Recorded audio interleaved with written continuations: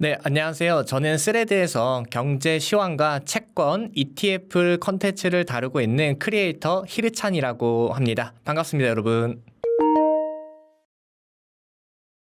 네, 초보 투자자들은 단연 ETF를 하셔야 된다고 생각하는데요. ETF 투자를 해야 된다라는 거는 아마 누구나 이야기를 하셨을 거예요. 근데 제가 생각하고 있는 거는 일단은 시장의 흐름을 초보 투자자들도 탈 줄 알아야 되는데 사실 직장인이거나 초보 투자자분들이라면은 시장의 흐름을 타는 게 생각보다 쉽지는 않아요.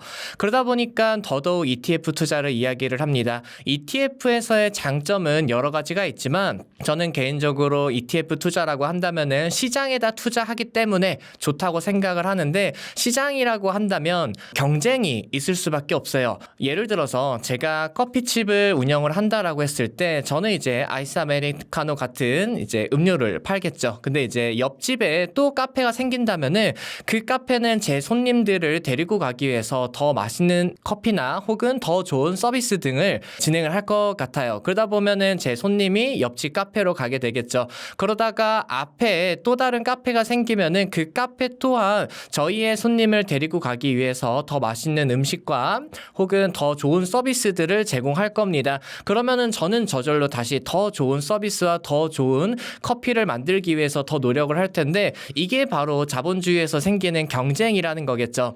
이게 이제 경쟁이라고 한다면은 개별 기업으로 봤을 때는 상당히 힘든 걸 것 같아요. 죽고 사는 문제가 경쟁이 될 텐데 이게 이제 멀리서 시장의 관점으로 본다면은 경쟁이 있기 때문에 그 시장은 성장할 수밖에 없는 것 같습니다.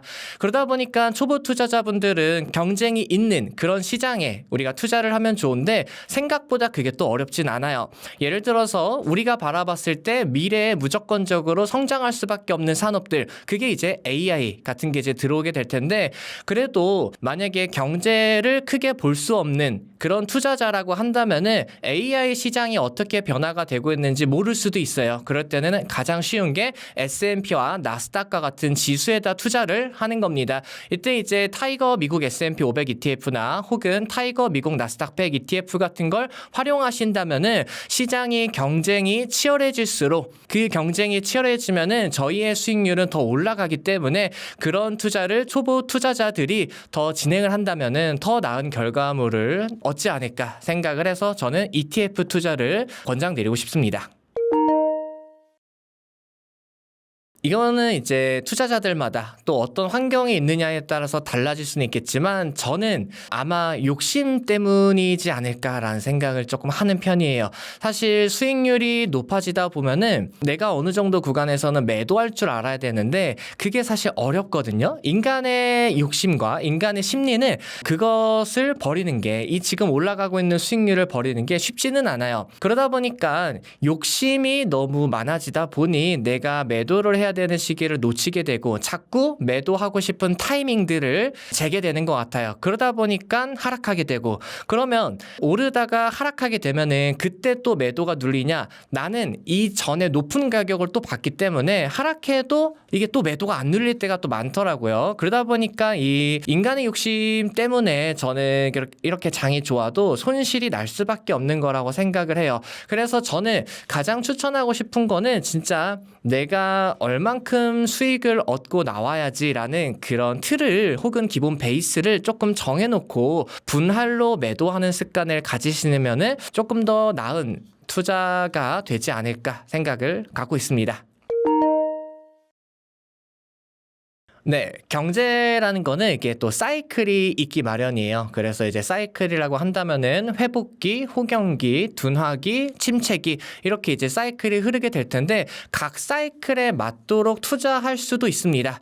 그때 이제 회복기라고 한다면은 금리가 하락하거나 혹은 금리가 인하되는 금리가 낮은 상황이 이제 나타나게 될 텐데 보통 이제 그럴 때는 이머징 국가나 혹은 금이나 은 같은 투자도 금리 인하기에 큰 수혜 자산이 되기 때문에 신흥국이나 혹은 중소기업이나 아니면 금, 은 이런 투자를 조금 보셔도 좋을 거라고 생각을 하고 그러다가 이제 호경기로 접어들기 시작한다면은 단연 이때는 주식 투자를 적극적으로 활용하셔야 되는 것 같아요.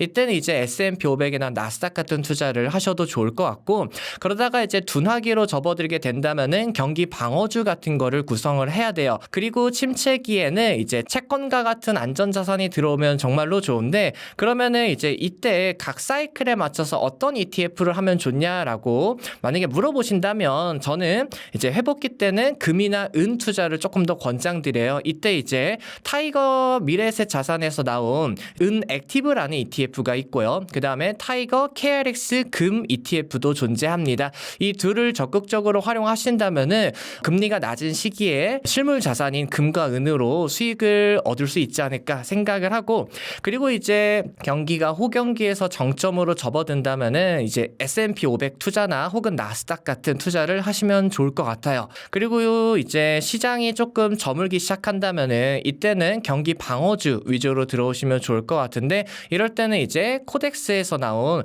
미국 S&P 500 유틸리티나 혹은 미국 S&P 500 필수 소비재 ETF들을 활용하신다면은 경기 방어주이기 때문에 경기가 둔화될 때 좋은 성과를 얻으실 수 있을 거라 생각합니다. 마지막으로 이제 경기가 침체 구간으로 접어들기 때문에 이때는 안전자산이라고 불리는 채권 투자를 해보셔도 저는 괜찮다라고 생각하는데, 채권 투자라고 한다면은 보통 경기 침체 시기에는 만기가 짧은 채권보다는 만기가 긴 채권이 조금 더 좋을 수 있어요. 그래서 저는 미래에셋 자산 타이거에서 나온 미국 채권 30년 스트립 액티브 ETF를 추천드리고 싶습니다. 네, 저는 우리나라의 메모리 반도체 시장은 하반기에도 계속 더 좋아지지 않을까라는 생각을 하고 있는데, 그러다 보니까 우리나라의 대표 메모리 기업인 삼성과 하이닉스 투자는 저는 긍정적이다라고 생각하는 편입니다. 앞으로 미래의 삼성과 하이닉스가 더 갈 수 있다면은 레버리지 ETF를 적극적으로 활용하셔서 더 높은 수익률을 추구하는 것도 좋은 방법이 될 거라고 생각해요. 다만 레버리지 같은 경우는 많이 벌 수 있을 만큼 많이 잃을 수도 있기 때문에 그런 주의점이 조금 필요할 것 같습니다. 또 하나, 과거에 실제로 제가 레버리지와 인버스 ETF를 활용하면서 느낀 건 뭐냐면 이게 생각보다 중독성이 강하다라는 거예요. 뭔가 레버리지 ETF나 인버스를 하셔가지고 내가 수익을 크게 얻었을 때 왠지 내가 맞춘 것 같은 느낌이 들거든요. 그러다 보니까 계속적으로 레버리지와 인버스만 하게 되는 것 같아요. 다만 이제 레버리지와 인버스 같은 경우에는 정확한 타이밍과 정확한 시장의 전환점을 보면서 투자를 해야지 조금 더 안정적인 것 같고, 내가 봤을 때 이 시장의 전환점이 아직은 모르겠다 혹은 내가 스스로 판단하기에는 조금 이르다 싶을 때는 삼성과 하이닉스 개별주로 투자하는 것도 저는 괜찮다 생각합니다. 그럼에도 내가 레버리지 ETF를 좀 더 활용하고 싶다라고 한다면은 타이거에서 나온 삼성 단일 종목 레버리지 ETF나 혹은 타이거 SK 하이닉스 단일 종목 레버리지 ETF를 활용하실 때 약간의 차트 공부를 같이 겸해서 보신다면은 조금 더 안정적으로 돈을 벌 수 있는 기회가 생기지 않을까 싶습니다. 네, 저는 ETF 투자할 때 이 ETF가 어느 종목을 담고 있는지 체크하고 확인하는 게 상당히 중요하다고 평가하는 편인데, 그때 이제 제가 가장 많이 보는 ETF 중에 하나가 타이거 반도체 탑10이라는 ETF예요. 해당 ETF 같은 경우에는 삼성과 하이닉스를 당연히 투자를 하고 있는데 그 외에도 한미반도체와 같은 기업도 함께 투자를 하고 있더라고요. 이게 이제 삼성과 하이닉스도 당연히 너무 좋은 기업이지만 그 외에 따라오는 한미반도체 같은 기업들도 같이 투자를 한다면은 정말 좋은 성과를 더 누릴 수 있고, 특히 ETF의 장점이라고 한다면은 여러 ETF에 동시에 투자할 수 있는 장점도 존재하기 때문에 당연히 반도체 ETF 투자할 때 어떤 기업을 어떻게 투자를 하고 있는지 이런 것들을 살펴보시면 참 도움이 많이 돼요. 그 중에서도 저는 여러 반도체 ETF가 있지만 타이거 반도체 탑10이 상당히 구성이 잘 되어 있다라고 바라보는 편이고, 그 중에서도 우리나라에서 가장 강한 메모리 반도체 기업들이 잘 구성이 되어 있기 때문에 투자를 할 때 관심 있게 살펴봐도 저는 정말 큰 도움이 될 수 있는 ETF라고 생각하는 편입니다. 네, 투자를 할 때는 당연히 여러 국가들에도 자산 배분을 잘 활용하셔야 되는데, 그때 이제 투자하기 좋은 국가 중에 하나가 이제 저는 인도라고 생각을 하는 편입니다. 인도 같은 경우에는 여러 ETF가 존재하는데 그 중에서도 저는 이제 타이거 인도 니프티 50이라는 ETF를 좀 말씀드리고 싶어요. 인도 시장은 우리가 쉽게 접할 수 있는 시장도 아니고 그 인도 시장 안에서 어떤 산업이 어떻게 성장하고 있는지를 초보 투자자들이라면은 쉽게 분석할 수 없기 때문에 그냥 쉽게 인도 전체 시장에다 투자할 수 있는 인도 대표 주가 지수인 인도 니프티 50 ETF를 보시면은 저는 상당히 도움이 많이 될 거라고 생각합니다. 실제로 저도 제 연금 계좌에서 타이거 인도 니프티 50 ETF를 투자하고 있을 정도로 인도 시장은 상당히 긍정적으로 바라보는 편입니다. 최근에 이제 국내 증시나 혹은 해외 증시처럼 이렇게 요즘은 변동성이 상당히 큰 장세가 이어지고 있는데 그 이유 중에 하나가 저는 개인적으로 물가에 대한 공포라고 생각하는 편이에요. 미국과 이란의 전쟁이 더 불거지거나 혹은 더 확산이 될 때마다 유가가 빠르게 급등하는 모습들을 보이고 있는데 유가가 급등하면은 아무래도 인플레이션 발생에 대한 우려감이 생기다 보니 그로 인해서 금리가 상승하게 됩니다. 그래서 미국과 이란의 이슈가 있었을 때마다 금리가 빠르게 상승하면서 증시가 크게 하락하는 모습들이 나타나는데 여기서 채권 같은 경우는 금리가 상승하게 되면은 가격이 하락하는 위험이 존재해요. 따라서 현재 구간에서 현재처럼 리스크가 있는 상황에서 혹은 물가에 대한 공포감이 있는 상황에서 채권 투자를 바라본다라고 했을 때는 웬만하면은 만기가 긴 채권들보다는 만기가 짧은 채권들 위주로 바라보시면은 조금 더 도움이 되지 않을까 싶습니다. 저 같은 경우는 연금과 같은 미래 장기를 보면서 투자를 한다라고 했을 때는 기본 베이스로 깔아야 되는 게 S&P하고 나스닥과 같은 시장 지수는 기본 베이스로 깔아야 된다고 생각하는 편이고요. 그 위로 이제 산업 투자를 조금 깔면은 더 초과 수익을 노릴 수 있을 것 같아요. 그럴 때는 이제 뭐 휴머노이드나 혹은 원전이나 아니면은 우주 그리고 온디바이스 AI 같은 투자를 조금 바라보셔도 괜찮을 것 같은데 이제 뭐 타이거에서 나온 온디바이스 AI ETF나 혹은 미국 우주항공 ETF 이런 산업 투자들을 좀 적극적으로 활용하셔가지고 S&P와 나스닥 그 위에는 산업 투자 ETF를 함께 넣어서 투자를 하신다면은 조금 더 나은 성과가 나타날 수 있지 않을까 생각하고 있습니다. IRP 같은 경우는 안전자산 30%를 의무적으로 넣어야 된다는 단점 아닌 단점이 존재하기는 해요. 그러다 보니까 과거에는 TDF라는 상품을 좀 활용해가지고 안전자산 30%를 조금 유용하게 활용하기도 했었는데 최근에는 채권 혼합 ETF가 나오면서 안전자산 30%에 주식의 비중을 조금 더 높일 수 있는 그런 전략이 가득한 ETF들이 많이 나오더라고요. 그래서 저는 IRP 같은 경우에는 안전자산 30%에 채권 혼합 ETF를 채우시는 것도 정말 좋은 선택이라고 생각합니다.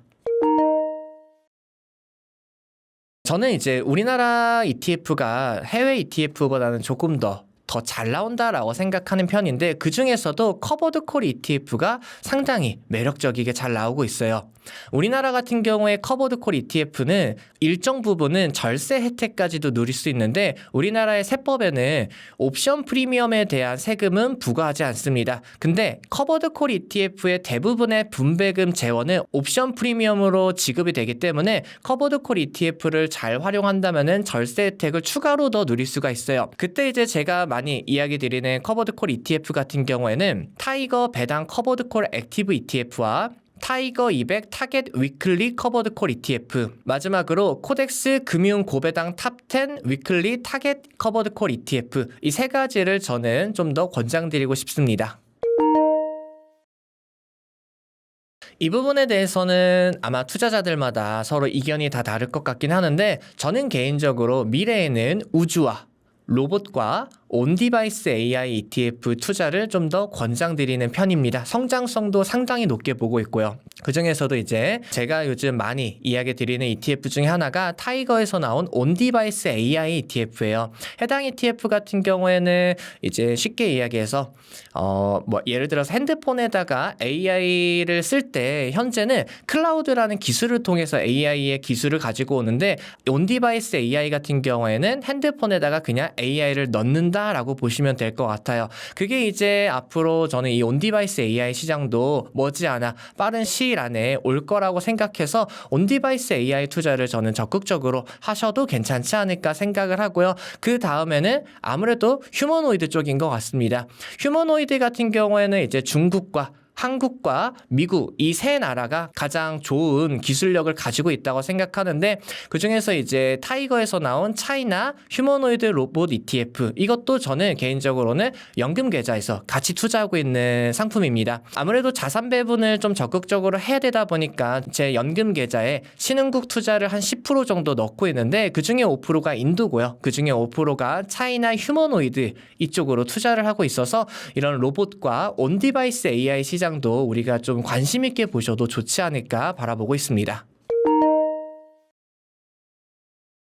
이 세 개 ETF, S&P 500 ETF 하면은 대표적인 게 SPY, VO, IVV 이 ETF가 가장 인기가 많고 가장 많이 투자하는 S&P ETF이긴 한데요. 그 중에서도 저는 VO ETF를 조금 더 권장드리는 편이긴 합니다. 일단은 벵가드라는 자산운용사에서 운영을 하기 때문에 안전성은 당연히 높을 수밖에 없고요. 그리고 이제 보수도 0.03%로 상당히 저렴하게 구성이 되어 있어요.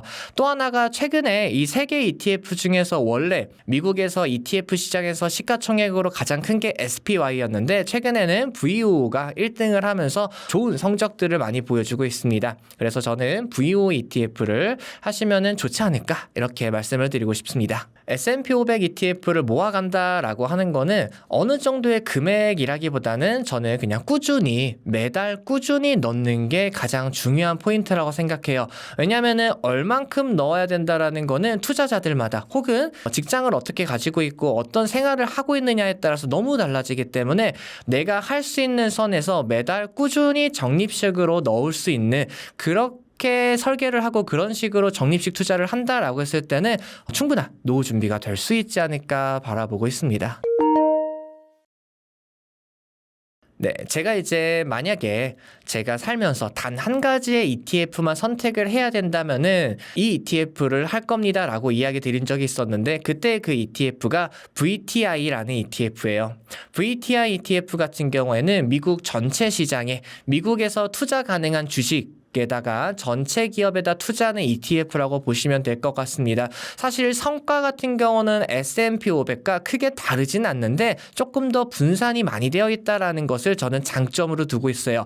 물론 더 많은 분산을 진행을 한다면 그만큼 수익률도 조금 떨어질 수밖에 없기는 하지만, 저는 돈을 버는 것도 중요하지만 돈을 지키는 것도 굉장히 중요하다고 생각하는 편이기 때문에 S&P 500보다 조금 더 많은 기업에 분산해서 투자할 수 있는 VTI ETF를 저는 꼽고 있습니다. S&P 500이랑 VTI ETF하고 이제 성과를 비교할 때는 사실 크게 차이는 없어요. 어떤 걸 투자해도 큰 문제는 없습니다. 다만 이제 S&P 500이라는 것 자체가 조금 더 인기가 많고 많은 분들이 선호하다 보니까 S&P 500 관련된 ETF들의 시가총액이 훨씬 더 크다라는 장점은 있죠. 그럼에도 이제 VTI ETF도 미국 ETF 기준에서 시가총액 순위로 한 4위에서 5위 정도 하고 있기 때문에 큰 성과적인 측면으로만 본다면은 이 둘은 크게 문제는 없고, 그냥 내가 분산을 조금 더 많이 할지 혹은 나는 조금 더 집중해서 투자할지 이 정도의 관점에서만 비교해서 투자를 결정을 하신다면은 좋을 것 같습니다. 네, 이제 QQQ 같은 경우는 너무 좋죠. 나스닥에다가 집중적으로 투자할 수 있기 때문에 많은 분들이 사랑하고 많은 분들이 투자하는 ETF입니다. 다만 가장 큰 단점은 한 주당 주가가 너무 비싸다라는 단점이 있어요. 그러다 보니까 주가가 조금 더 저렴한 저는 QQQM이라는 ETF를 이야기를 많이 드립니다. QQQM은 QQQ보다 훨씬 더 주가가 저렴하기 때문에 상대적인 부담감이 덜 할 테고요. 시간이 지나면은 블랙록이라는 자산운용사에서 IQQ라는 ETF도 조만간 상장이 될 예정인데, IQQ ETF는 아마 QQQM보다도 주가가 더 저렴하게 설정이 될 것으로 생각이 되고 있기 때문에 QQQM이나 혹은 시간이 지나서 IQQ라는 ETF를 보시는 것도 저는 나스닥 투자에 많은 도움이 되지 않을까라는 생각을 합니다. 네, 저는 가능하다고 생각하는 편입니다. 계속해서 물가가 높고 인플레이션이 계속 발생이 된다면은 이 고금리 환경이 계속 유지가 될 수밖에 없을 것 같아요. 현재 이제 AI 투자 기업들은 회사채나 혹은 은행들의 대출을 통해서 많은 투자를 진행을 하는 편인데, 여기서 인플레이션 때문에 금리가 더 올라가게 된다면 AI 기업들이 부담해야 되는 이자율도 함께 증가가 될 것으로 추정이 돼요. 그렇게 되면은 아무래도 기업의 입장에서는 매출이 줄어드는 효과가 발생이 되기 때문에, 인플레이션이 지속이 되고 고금리가 계속해서 유지가 된다면은 경제가 빠르게 식어가는 모습이 나타날 수도 있다고 생각하는 편입니다. 현재 저는 이제 개인적으로 봤을 때는 스태그플레이션에 대한 가능성은 조금 적지 않을까라고 바라보고 있는데, 최근에 발표된 물가지표, 소비자 물가지수 CPI와 생산자 물가지수 PPI의 물가의 흐름을 본다면은 헤드라인 물가지수, 다시 말해서 유가가 포함되어 있는 물가지표는 상당히 높게 나온 것은 사실이에요. 다만 유가를 제외한 근원 물가라는 지표를 본다면은 이것은 예상치와 부합하거나 혹은 예상치보다 낮게 나온 모습들도 포착이 되었어요. 그 말은 유가의 상승이 2차 파급 효과로 번지는 게 어쩌면 제한적이지 않을까라고 추측을 해볼 수 있을 것 같습니다. 또 하나는 시장에서 기대하고 있는 기대 인플레이션이라는 지표가 있는데, 이 기대 인플레이션 같은 경우에는 최근에 빠르게 하락하면서 미래에는 물가가 오르지 않을 거야라는 기대감도 어느 정도 반영이 되고 있다라고 볼 수는 있을 것 같아요. 그렇게 된다면은 물가에 대한 우려감이 많이 낮아지기 때문에 스태그플레이션은 조금 가능성이 좀 희박하지 않을까라는 생각을 갖고 있습니다. 네, 저는 가능하다라고 생각하는 편입니다. 현재 이제 투자자들 사이에서는 AI 기업들이 더 많은 투자를 하길 바라고, 그로 인해서 그 투자를 통해서 수익도, 매출도 증가하길 바라고 있는 중인데, 이렇게 투자가 과하게 진행이 된다라고 했을 때, 투자가 진행됐는데 그만큼의 실적이 받쳐주지 않는다면은 당연히 실망하는 투자자들이 많이 생길 수밖에 없을 것으로 생각이 돼요. 그러다 보면은 AI 투자에 대한 수요가 들면서 미 증시의 하락 요인이 될 수도 있다고 생각합니다. 따라서 앞으로 기업들의 투자가 어떻게 진행이 되고 어떤 식으로 자금 조달을 하고 있는지, 이런 거를 주기적으로 모니터링을 하시는 게 지금 상황에서는 상당히 도움이 많이 되는 투자 공부가 될 것으로 보입니다. 이제 하반기로 지나가게 된다면 지금 예상되는 게 7월 달에는 한국은행의 금리 인상 이야기가 나오거나 혹은 금리 인상 발표까지도 진행이 될 수 있다라는 우려감이 많은 것은 사실이에요. 그리고 이제 하반기로 지나가게 된다면은 이제 부동산과 관련된 종부세나 보유세 이야기도 지금 많이 언급이 되고 있고요. 또 하나, 금투세 이야기까지 지금 같이 언급이 되고 있는 중입니다. 이런 식으로 기준금리 인상과 세금에 대한 이야기들이 계속적으로 거론이 된다라고 했을 때는 아무래도 한국 증시가 부담이 될 수밖에 없을 거라 생각하는 편입니다. 따라서 저는 개인적으로는 하반기로 갈수록 한국 증시의 비중을 유지하되, 여기에서 이제 미국 비중 투자를 조금 더 늘려가시는 것도 저는 좋은 투자가 되지 않을까라는 생각을 하고요. 또 하나가 이제 메모리 반도체와 같은 투자를 가장 많이 하고 계실 텐데, 3분기로 흘러갈수록 어느 정도의 욕심을 조금 덜어내고 수익 실현을 한 다음에 한국 채권 시장에 있는 단기 국채, 만기가 짧은 단기 국채를 조금 적절하게 활용하셔가지고 고금리 이자를 단기 국채를 통해서 얻는 투자 전략을 해보시는 것도 저는 괜찮은 판단이 되지 않을까 싶습니다. 주식 같은 경우는 미국의 비중으로, 미국 시장의 비중으로 조금 더 높여놓는 포트폴리오로 설정하시고, 국내 증시 같은 경우에는 단기 국채를 바라보시는 것도 손실을 크게 방어할 수 있는 투자 포트폴리오가 되지 않을까 생각합니다. 저는 개인적으로 국민연금이 투자를 상당히 잘한다라고 바라보는 입장이에요. 과거에 있었던 우려감 중에 하나가 빠르게 소진될 것이다, 이런 우려감이 좀 있었는데 그렇게 빠르게 소진이 되지는 않을 것이다 라는 생각도 조금 하는 편이고요. 그리고 이제 여기서 가장 문제되는 거는 사실 90년생이 미래에 국민연금을 받을 수 있냐 혹은 없냐, 이것 때문에 이 이슈가 조금 많이 부각되는 것 같은데, 국민연금에서의 정책을 조금 깊게 바라보면은 국민연금 같은 경우에는 현재는 모아놓은 돈으로 연금을 지급하는 방식이고요. 만약이라도 미래에 기금이 부족하게 된다라고 했을 때는 그때는 그때그때 받는 연금을 통해서 시민들한테, 국민들한테 나눠주는 방식으로 바뀔 것으로 지금 바라보고 있습니다. 그래서 사실 국민연금을 못 받는다까지는 걱정하진 않으셔도 될 것 같은데, 다만 조금 우려스러운 거는 그동안 우리가 이제 국민연금을 받을 때까지 국민연금을 더 내거나 혹은 덜 받거나 아니면 늦게 받을 수 있는 리스크는 존재하지 않을까라고 보고 있어요. 따라서 국민연금도 우리가 이제 당연히 해야 되는 거긴 하지만 그 외에도 개인연금을 적절하게 준비를 해놓으신다면은 우리의 노후가 조금 더 안정적으로 준비가 되지 않을까 바라보고 있습니다. 국민연금 같은 경우에는 연기 수령을 할 수가 있어요. 최대 5년까지 국민연금을 늦게 받을 수 있습니다. 그렇게 되었을 때 1년 늦출 때마다 국민연금은 7.2%씩 증액이 돼요. 그렇게 5년을 최대로 늦추면은 최대 36%까지 국민연금을 높여서 받을 수 있습니다. 따라서 국민연금을 내가 당장 받지 않아도 되는 상황이라면요, 이것을 조금 미뤄서 받는 것도 국민연금을 더 많이 받을 수 있는 하나의 전략이 될 수 있지 않을까 생각합니다. 국민연금의 제도 중에서 감액제도라는 게 하나 존재해요. 감액제도는 내가 국민연금을 받을 때 일정 수준의 월 소득이 발생이 된다면은 국민연금은 감액이 가능합니다.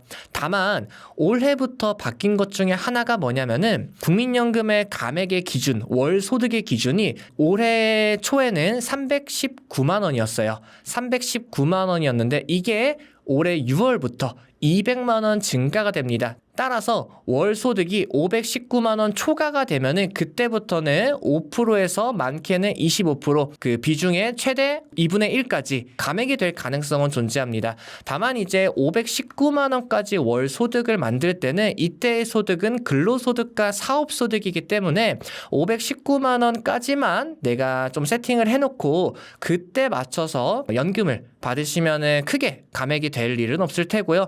저는 어떻게 생각을 하냐면은 사실 매월 519만 원 이상의 소득이 내가 만들 수 있다면은 당장은 국민연금을 받지 않아도 되지 않을까라는 생각도 하는 편이에요. 금액이 적지 않으니까 벌어들이는 금액이. 그러면은 이 감액제도 같은 경우에는 내가 연금을 수령하는 그 나이 때부터 5년까지만 적용이 되기 때문에 앞에서 말씀드린 연기 수령을 신청을 하시면은 괜찮겠죠. 예를 들어서 이런 거예요. 내가 만 65세가 되었을 때 519만 원 정도의 소득이 발생이 되고 있다라고 한다면은 내가 국민연금을 5년 뒤에 받는 거죠. 어차피 감액제도는 5년까지만 적용이 됩니다. 그러면 대략 만 70세 정도가 되면은 내가 받을 수 있는 519만 원의 현금 흐름과 거기에 맞춰서 국민연금 같은 경우에는 앞에서 말씀드린 것처럼 36%가 증액돼서 더 받을 수 있도록 설계가 되어 있기 때문에 만약에 여러분들이 국민연금을 받을 나이대쯤에 되어서